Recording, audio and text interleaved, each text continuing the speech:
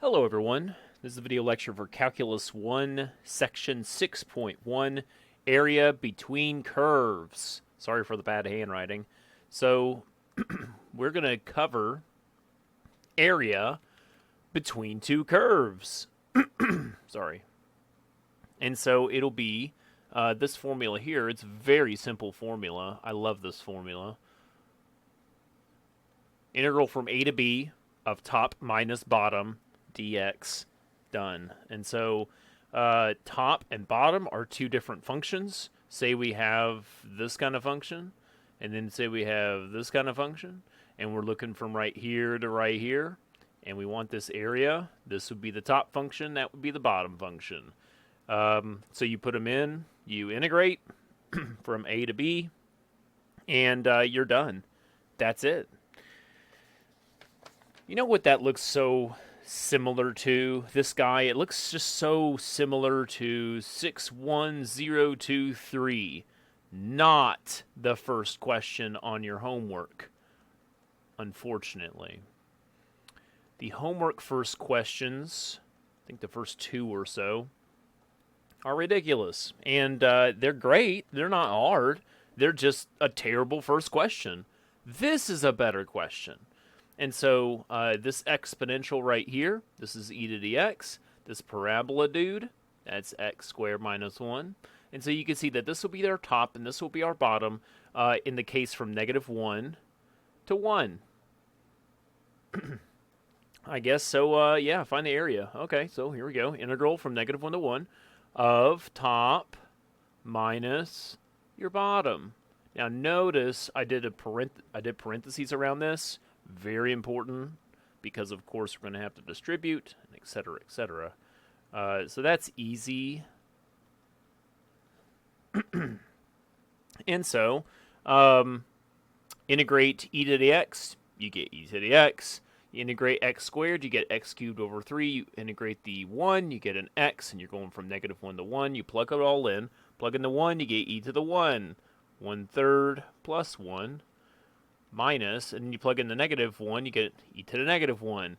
Now notice here, this is going to be a little interesting because you got a negative inside here, 3 negatives with another negative that makes 4 negatives total, leaving behind a positive sign, 1/3, and then this guy will be a -1.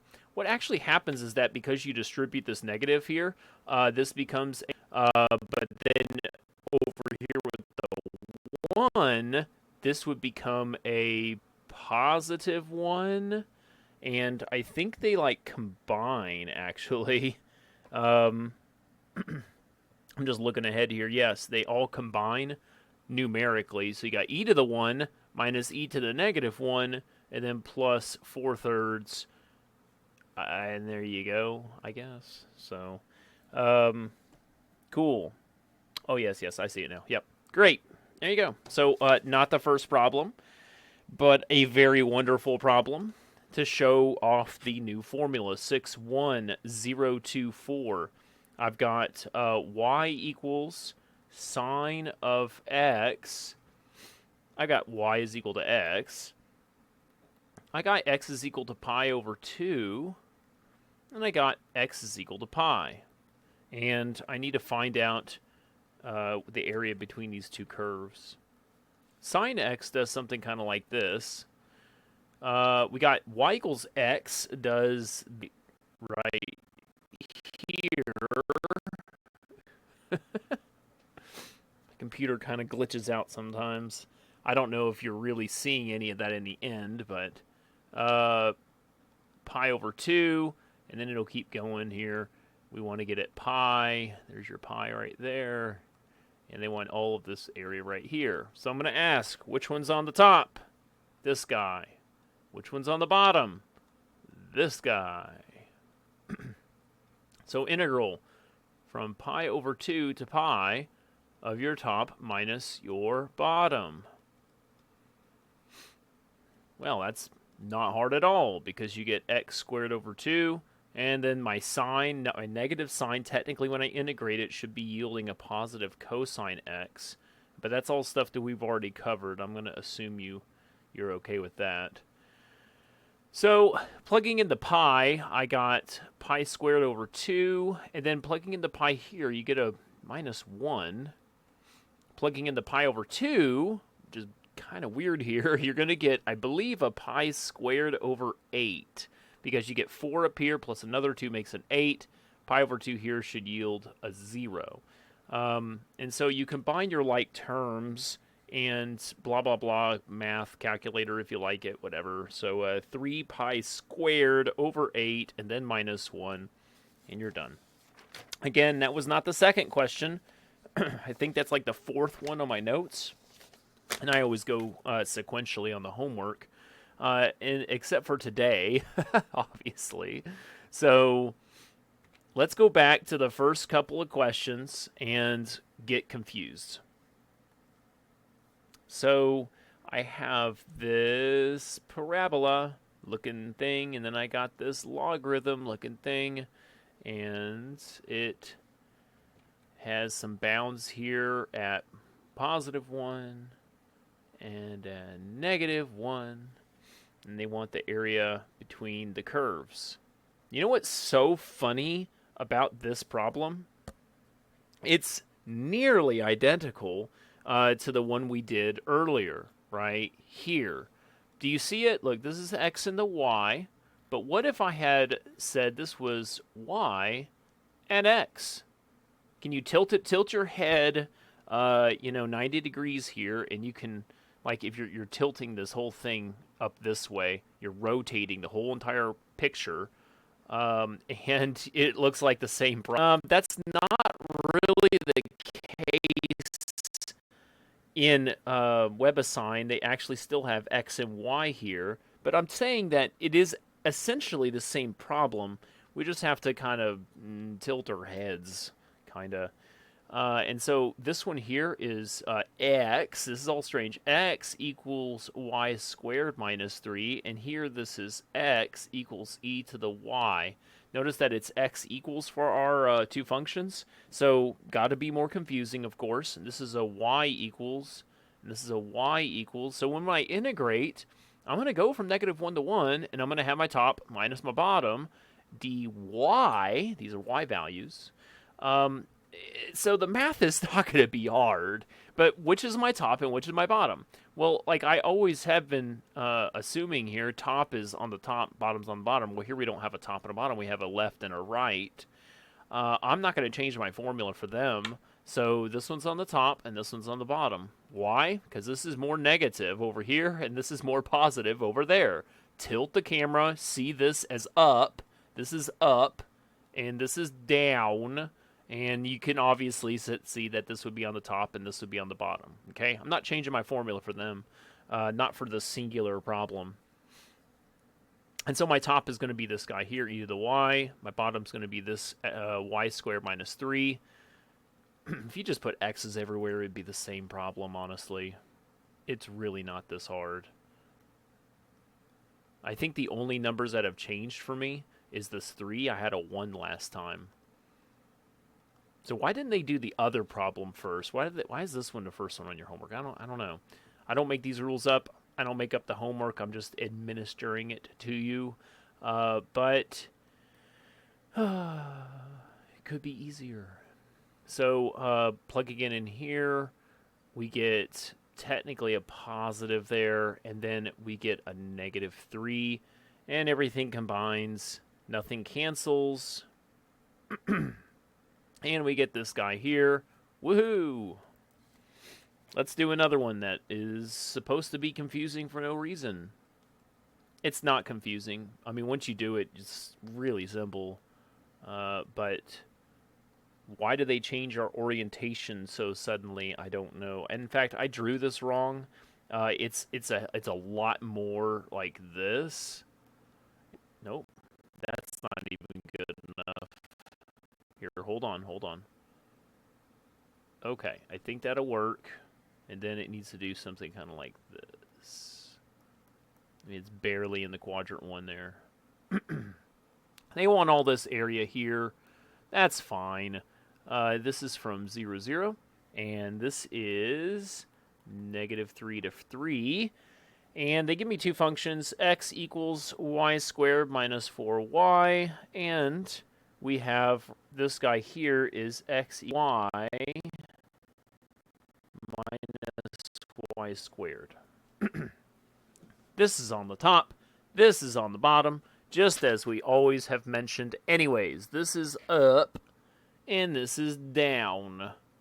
It's just twisted. And so, notice that we're going to be going from here to here on my y values, right? So I'm going to go from 0 to 3. Top is going to be this guy right here, actually. Bottom is going to be that guy right there. Top minus bottom. Nice.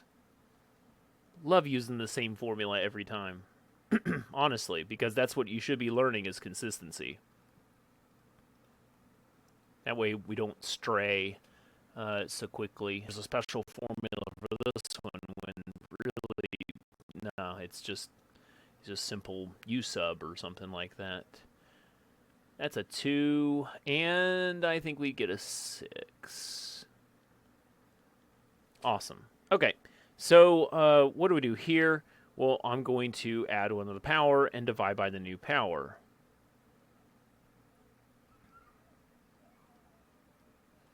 From 0 to 3. Plugging the 0, everything goes away. Plugging in the 3 gives us a lot of numbers. Blah, blah, blah. 9 minus 0 is 9. There you go. So I just plugged in the 3, and a lot of stuff cancels. Okay, so now we can say that we skipped over all that stuff, and we can now keep moving. So I went and did the 3rd and 4th, and then the 1st and the 2nd, and now we're finally going on as if things are back to normal, I hope. I don't know why I have so many examples in this section. It is a very simple section in comparison to some of the other ones that we've had. But maybe I'm just trying to show some kind of small problems that might occur. I don't know. So we got a rational function that does something like this. And we got this other rational function, which will do something kind of like, something like that. And what happens is that 7 is like way over here. That's that 7. And they're colliding here at x equals 1. How do I know that? Plug in a 1. Do you get the same value? Yes. So which one's on the top? The top one is actually the lesser degree. This is a very common occurrence. Not with like just rationals, but any kind of polynomials too. It's like unconventional almost. So from 1 to 7, I got my top minus my bottom. Dx, because this is a typical thing here finally. And let's do some math. So I integrate. Now notice this is x, 1 over x, and so what you actually get here is 4 ln of x. This is actually a negative 2. Like, I'd almost like to write it like this, so that you can add 1 to the power and then divide by the new power. 1 to 7. We'll figure out this ln x here in just a second. 2 negatives make a positive, 4 over x, which is actually really funny because we just had that a second ago. Just a coincidence. Nothing truly mathematical there. So I got 4 ln of 7 plus 4 over 7, and then minus, when you plug in a 1 here, you get a 0, and you plug in a 1 here, you get a 4. Combine those like terms, and you get 4 ln of 7 minus 24 over 7 if you want to simplify it. So there you go. Notice that I went away from the absolute values to just parentheses, and that's no problem there because, well, 7 is positive. So you don't need them anymore. And that's okay. Another one. X is equal to 1 minus y squared. X is equal to y squared minus 1. And so we need to graph these ourselves, I believe. And we could do that. One is a parabola doing this. One is a parabola doing that. And we're colliding here at +1 and -1. Notice again, x equals, so it's going to be left and right and all that stuff. Well, this is still the top and this is still the bottom. Again, this is up, and we can just rotate the whole thing to see that. So what this is the upside down parabola. This here is your top. This here then is your bottom. And so integral from -1 to 1 of my top minus my bottom dy. Trying to simplify this a tiny bit would be helpful. I would actually get 2 minus 2y squared, so that's nice. And so then 2y minus 2y cubed over 3 from -1 to 1. Plugging in the 1, we get a 1. Plugging in the 1, we get the 2/3. Plugging in the -1, we... Oops. Plugging in the -1, we get -2. And plugging in a -1, well, we get 2 negatives make a positive. Okay, when you distribute, everything actually combines, and you get a +8/3 in the end, and there you go. All right, let's just pause for a second. This is a common occurrence that's going to happen here in the next coming sections, is that I could get something, finger quote, wrong as I go about setting it up. So let's just say for a sec this top here and the bottom flipped. What if I had flipped these positions? And so I would have said, oh no, that's the bottom and that's the top. And you know, this sort of thing happens. It's fine. Maybe I was confused. So I go through my whole problem, and my answer would be a -8/3. As in, like, for area. I'm looking for area between these two parts. Can I have a negative area? Yeah, no, technically not. And so do you know what I would do? I would just say, oh yeah, +8/3. Yay! So that's a smiley face. Anyway, so it's not a hard deal. If you do mess up, you really aren't really messing up. I'm going to do that very often. Probably not in this section because it's pretty simplistic, but in the upcoming sections, for sure this will happen. And I'll remind you, I'm just telling you ahead of time, I'm not really messing things up. I'm just, I just kind of misinterpreted up here, but we get the same result, okay? And sometimes that's okay. It's okay to just simply get it, again, finger quote, wrong at first, and then fix the problems later. Okay. Depends on the problem, of course. So we got all this here. I'm going to draw what's going on. We got a tangent, which does something like this. And then we got this sine, which would do something kind of like this here. And so they're wanting the area here and here. Now, one thing about this is that it's symmetric. And that's going to be very helpful to us because all I'm going to do is look only in the quadrant 1. And I'm going to then say 2 times integral of blah, blah, blah dx. And it'll be great. That's exactly what I want. So 2 times that amount. Keep it simple. Where are they colliding? Well, they already told you, so that's nice. We don't need that one anymore. And then, of course, we need our top and our bottom. The top is going to be the sine. The bottom is going to be the tangent as per the graph. And so here we go. Just plugging it all in now. Top, bottom. Now, integrating these trigs is quite interesting. The sine is not too bad. I'm not really worried about the sine. What I'm going to do, and this is... we're still in Cal 1. I get that. In Cal 2, we start skipping steps. I'm gonna do it the long way just for a whole millisecond here. U is equal to 3x. Du is equal to 3dx. So therefore dx is equal to du over 3. And then I say that's my u. And I'm going to plug this in for my dx. My dx is going to distribute technically. And so I'll get a divide by 3. And so what I actually will end up with here is integral of 2 over 3 sine of u du for that half, okay? The 2 is also going to be distributed right alongside stuff, and we'll figure that out.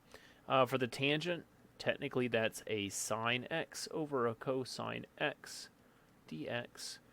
And so then we could do u is equal to cosine du is equal to negative sine chain rule 3 dx.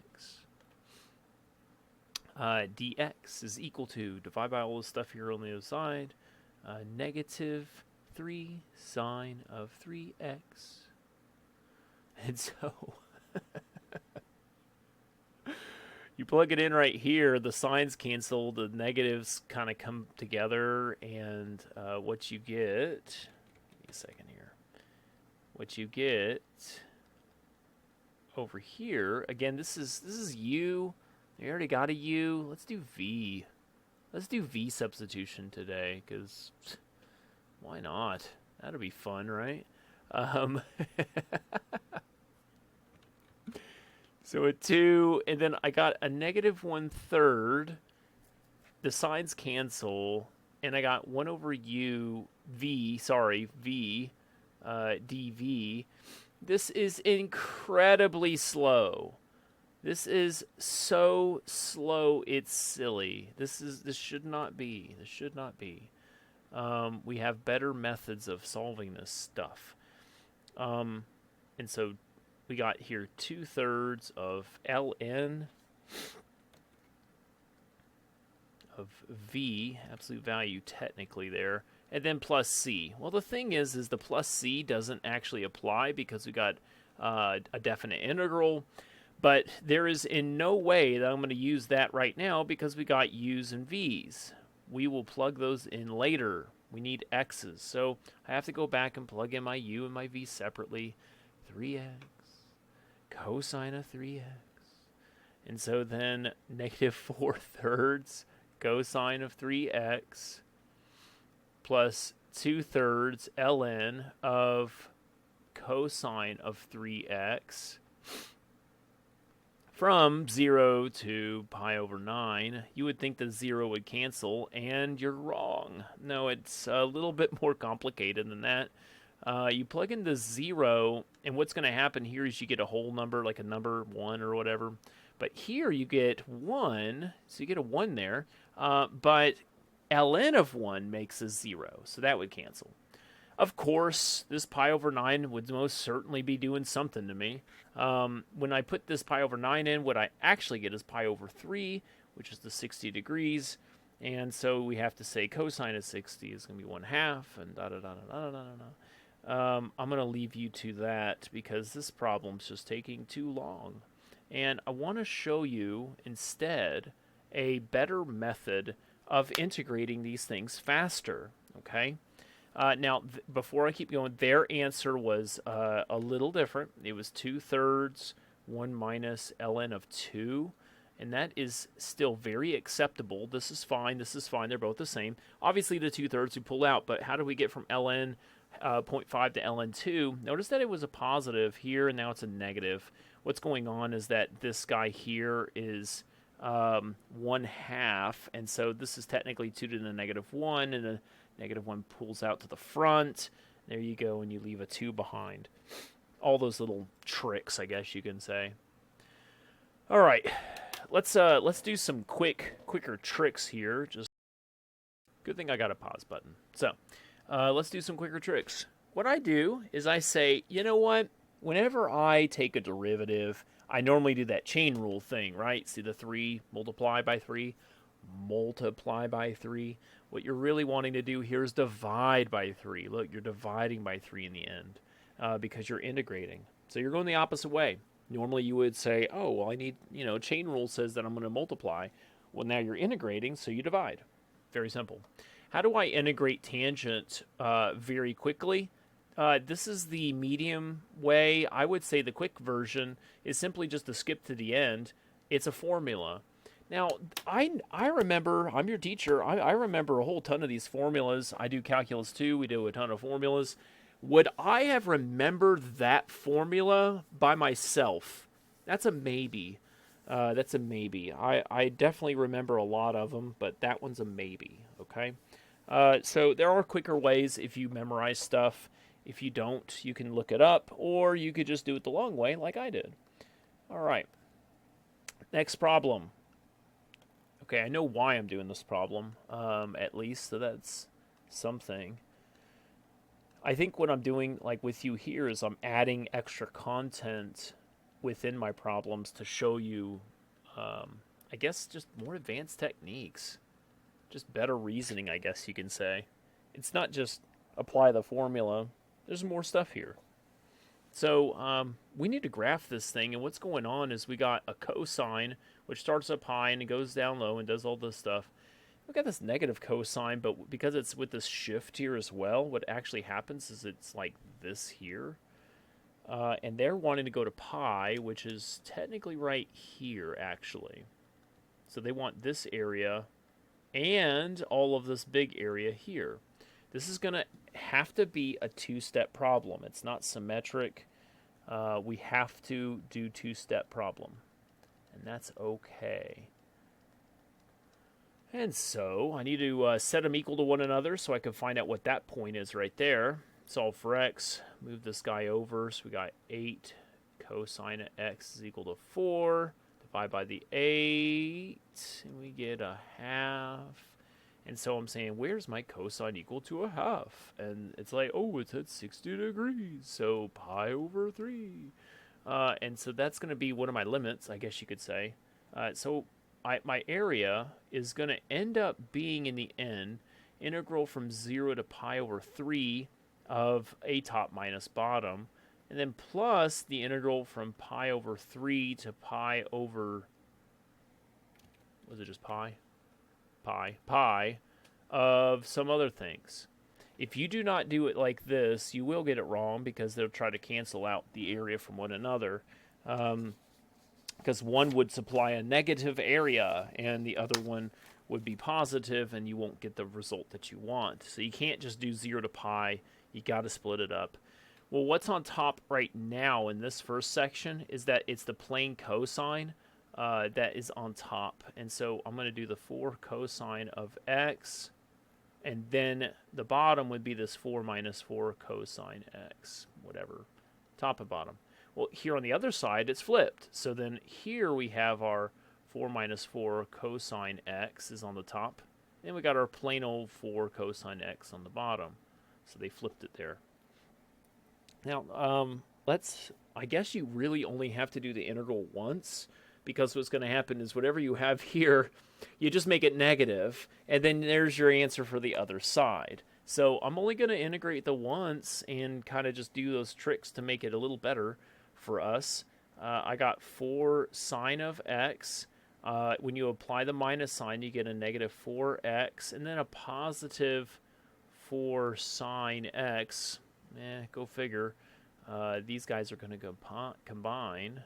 Now, don't go ahead and try to solve anything. There's nothing like that needed right now. But this is my integral from something to something. Well, that was easy. No big problem. So this integral over here is going to be 4x minus the 8 sine x from something to something. Of course, we already know what those somethings are. There we go. So notice I just did the same one, but I just flipped it sign because, yeah, it's the same thing. When you plug in all this stuff, and it's quite lengthy because you get square root 3 over 2s and all that stuff. It's 8 times the square root of 3 over 2, and then minus 4 pi over 3, and then all this stuff you're going to add. Now the other dude, 4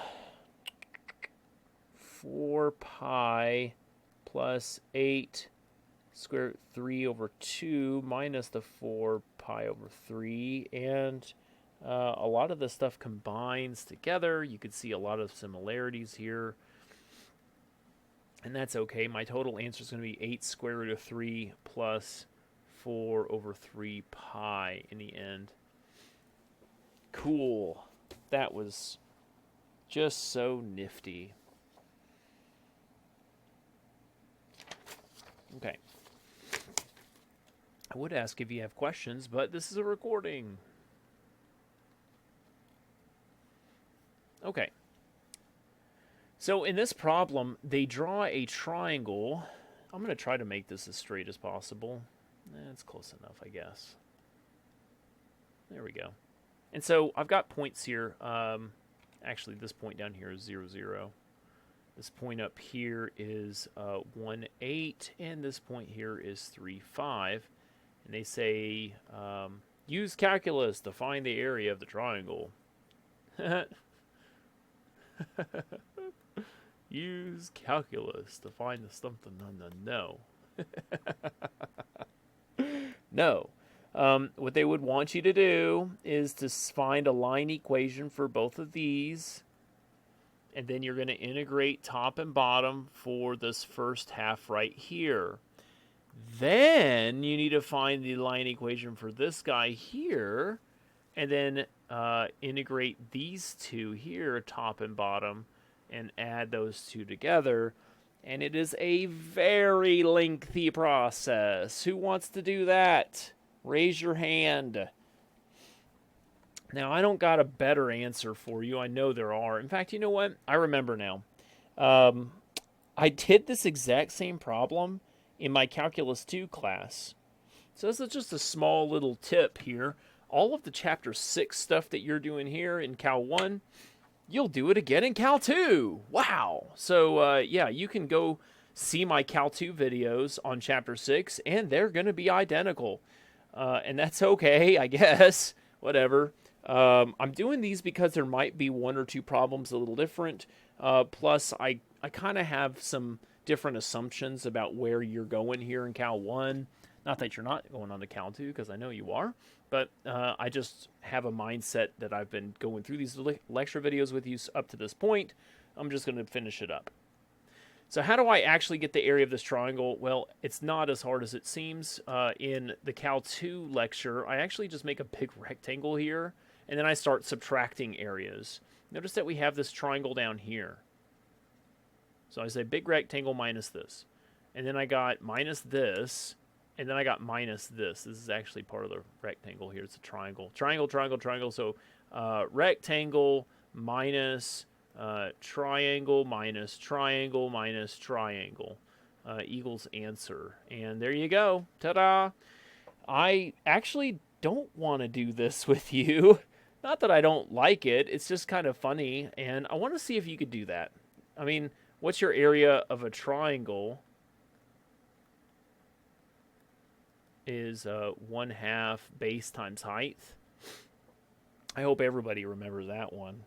If you do get confused, you can go to my Cal 2 video and see it. I'm pretty sure this is the method I use. And I got 19 over 2, or 9/2, or whatever.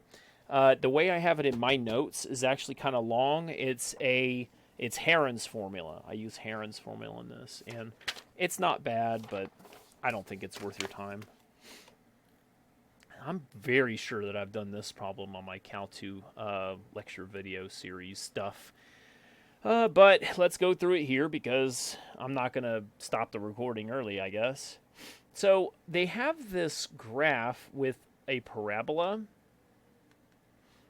It's the best parabola I got today. And we stop it at 16, and then we have a y equals b horizontal line that's going to cut it in half. And it's different than what you're thinking. They're saying that this top half is equal to this bottom half. This here is half, and this here is half of the area. What is b equal to? Now, let's make this more extreme, okay? Let's say I have a parabola like this, and I'm starting up here, and I want to cut it in half. Will right in the middle at 8 give me equal areas? Definitely not. No way. It would at least be a 9, if not a 10. to be able to understand that this is the same as this. Now, I'm not drawing a perfect graph, but I can at least guarantee you that 8.0 is not the answer. It's at minimum a 9, and that way you would get equal areas here, okay? So the idea is that you can't just look at it. We actually got to do some work, and that's okay. We can figure this thing out together, as in you're watching me. So I got the parabola is equal to 4x squared, and if e equals 16 to help us for our top and our bottom. What I'm going to do is I'm going to integrate this big thing, and then I'm going to cut it in half here in just a second, okay? Now, the problem is I don't know exactly where we're going. Like, what's this x value right here? Well, I need to set them equal to one another. Divide by the 4. Square root both sides. I got a plain old 2. Is that what I got? Yes. Yes, it is, actually. Okay. And we know that it's symmetric, so to find the whole thing, I'm going to take this right here, this area right here, and I'm just going to say that area times 2. 2 times integral 0 to 2 of top minus bottom dx. Oh, what was I doing? I was being weird. 0 to 2. The 0 is going to cancel everything. That's a 3, by the way. So we got 32 now. I guess there was a point at which I was being correct. Blah, blah, blah. Did I actually get this answer? I know I got it at some point. Yeah, okay, hold on. 32 minus 4 over 3 times the 8, and then times 2, math to frac, I got 128 over 3. Okay. I'm just trying to look here, and I don't... Oh, I see. And then, what, divide by 4? And, okay, yeah. Yeah, my notes, I just did something differently, but this is fine. So that's my total area. And, again, I'm wanting one of the bottom halves or the top halves to be literally half of that area. So this would be the 128 over 3, and then all that divided by 2. That's the answer for the, say, bottom half. And the bottom half's the one I'm going to use in particular. Well, the thing is that even now, I still don't want to do that because I want to think of it as symmetry again. Notice, so I'm going to just set right here this quarter to a quarter of the total area. So I'm going to go integral from 0 to meh of... Be careful here, okay? The top is going to be a B, and the bottom is going to be my parabola. Yes, B, the line B is the top, and this is your bottom, and this should be equal to 1/4 of the 128 over 3. What is this value? That's going to be the sticking point, because it's no longer 2. That was a 2 right there. It's not 2 anymore. I'm saying, where are these guys touching now? And now I'm confused all over again. So what I have to do again is parabola is not equal to 16. Parabola is equal to B. And now I go and solve that thing. And you know, it's easy to solve this. It truly is. So B over 4 is equal to x squared. Square root both sides. And x is equal to plus or minus the square root of B over 2. This is the top limit for your integral. So right here, what are you going to put in here? Square root of B over 2. If I've somehow lost you, that's normal. Because this problem is crazy. It's not an easy problem. I do want to go through it with you, of course. I'm not trying to, shirk off my responsibilities, let's say. But you also have me doing this exact same problem in the Cal2 lecture video, so if you want another perspective on it, that's fine as well. So I want bx, and then I got a 4 x cubed over 3, and this is from 0 to the square root of b over 2. And I just simplified that side, by the way. When you're plugging in for your x here, you get craziness. And everything that looks like a 6 is actually a b. I'm just going to tell you that right now, because I'm going to have all those little b-looking things. Those are b's, they're not 6s. But you already knew that. The 0 is going to cancel. So at least we get some reprieve from this semi-torture. You know what's interesting here is that I could rewrite this as b to the 3/2. And I got my 4/3. Actually, I could distribute this to both of these guys, and that's going to be an 8. Cancel the 2 to make a 6 in the bottom. And so that will be a 1/6. And notice here, this would be b to the 3/2. That's nice. Did I ever, yeah, 1/6. Okay, just verifying here. I could factor out the b. This is still equal to this thing here. Factor out the b to the 3/2 business. 1/2 minus 1/6. Okay. And so this would be 3/6 minus 1/6 makes 2/6 is 1/3, I think.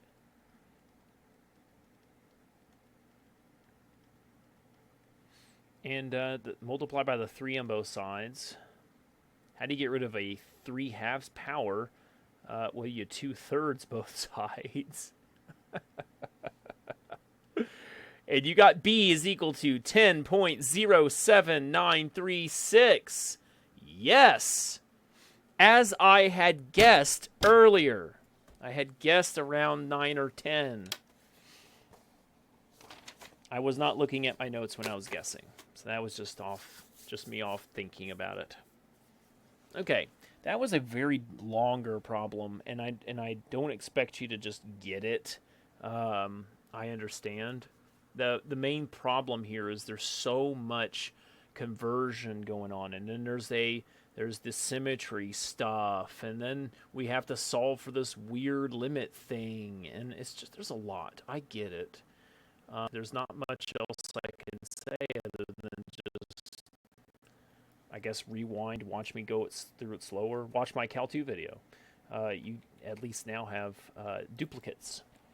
And so I do the same problem. I might have more patience on the other one. I'm not really sure. But I surely would be doing the same thing, and I'd probably do a different style in some degree or another. So this is an airplane wing, like a cross-cut from it. And we got 160 centimeters. And they're in 16 centimeter intervals. And so that means there's 10 points. And I'm going to list out these points for you. The heights, actually. 6.1, 19.9, 27.1, 29.0, 27.9, 27.2, 24.1. I'm going to zoom out here. Oops. 20.4, 16.2, 8.9, and 2.7. Whew. All right. It says use the midpoint rule with n equal to 5. Okay. So what does that mean? And that's why I'm going through this with you, of course. I need 5 rectangles, and what I believe I'm doing is I'm taking right here, this as a rectangle. So there's 1 rectangle, 2 rectangles, 3 rectangles, 4 rectangles, 5 rectangles. And do you see what I'm doing? I'm skipping one. I have an endpoint, I skip one, and there you go. Have that endpoint, skip one, and there you go. And so the midpoint rule would mean what's in the middle of those guys. Thankfully, we have those values. And yes, I am going to put a plus sign between them. because we will be using this momentarily.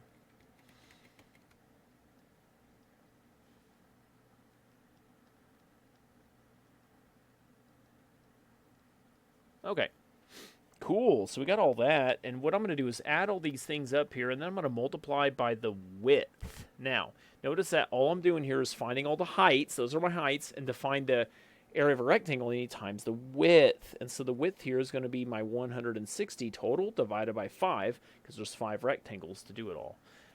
Definitely calculator, and 332 or 72.8 centimeters squared. And there you go. We did it. And that's actually the end of this section. So I'm going to continue on, of course, into Chapter 6, but all of this is in the Cal2 as well, so you got multiple resources. I just wanted to remind you one last time. Thank you very much, and have a great day.